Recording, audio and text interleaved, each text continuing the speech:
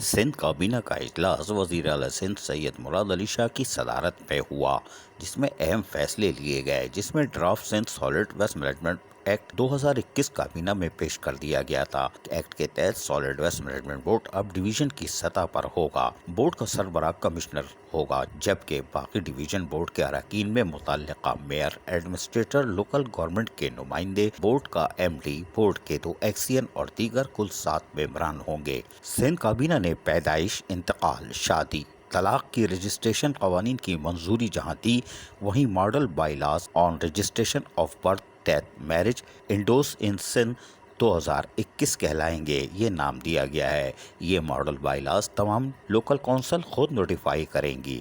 اجلاس کے اندر سندھ کابینہ نے 250 ڈیزل ہائبرڈ الیکٹرک بسز کی خریداری پر بھی تبادلہ خیال کیا۔ یہ بسیں سندھ انٹرا ڈسٹرکٹس یعنی ضلع کے اندر پیپلز بس سروس پروجیکٹ کے تحت خریدی جائیں گی۔ یہ بات کابینہ میں اویس قادر شاہ وزیر ٹرانسپورٹ نے کابینہ کو بتائی۔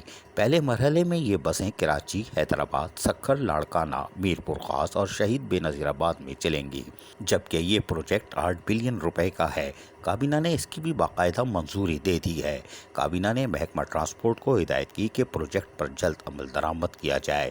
سندھ حکومت پہلے ہی آدھی رقم جاری کر چکی ہے۔ عزیز عارف، KBS بلدیاتی نیوز، کراچی۔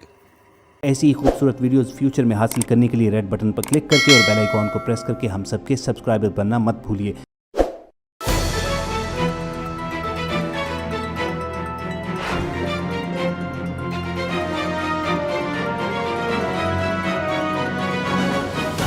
KBS بلدیاتی نیوز۔